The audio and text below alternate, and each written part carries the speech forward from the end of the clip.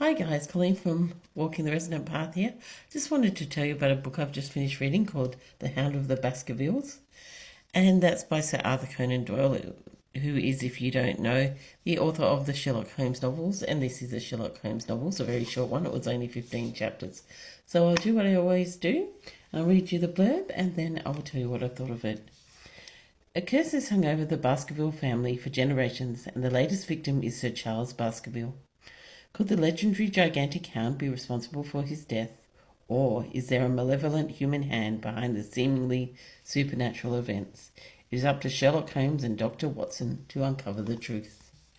Now, at first I was a bit concerned because I read the first chapter and I was very bored.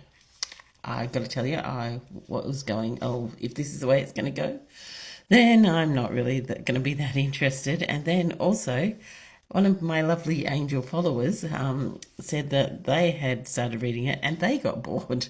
So I was like, oh, this does not bode well. But then, happily, I kept reading and I started to really like it.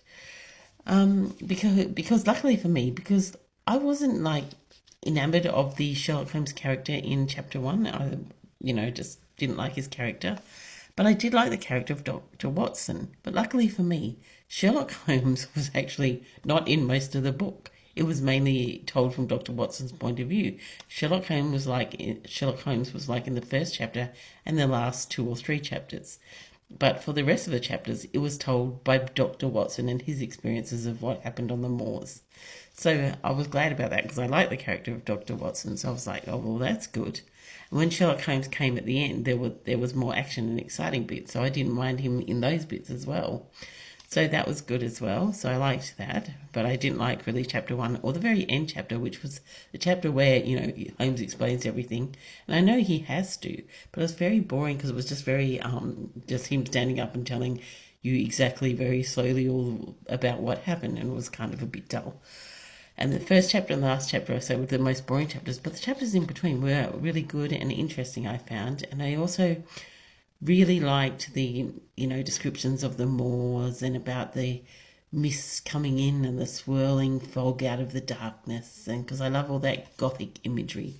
And it was, crying in the middle of the night and not knowing where it's coming from in the mansion called Baskerville Hall, and, hearing the howl of the hound over the moors and stuff. So I really love all that gothic imagery. So I really liked that because I like that imagery.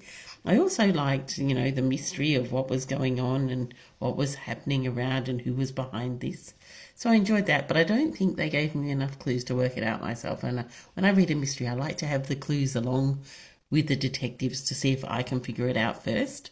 So I don't like that they didn't give me enough clues. But, I did like the mystery, and I also really like the description of the hound when they got up close and personal with it. Sort of near the end, they get to see the hound up close, and I really liked their sort of description as it came out of the fog at them. I thought that was a great description, so I liked that.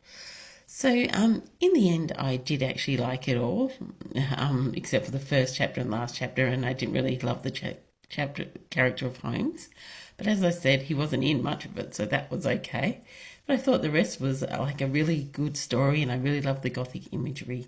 So actually, I really ended up quite liking it, and I'm going to give it 4 out of 5 cauldrons.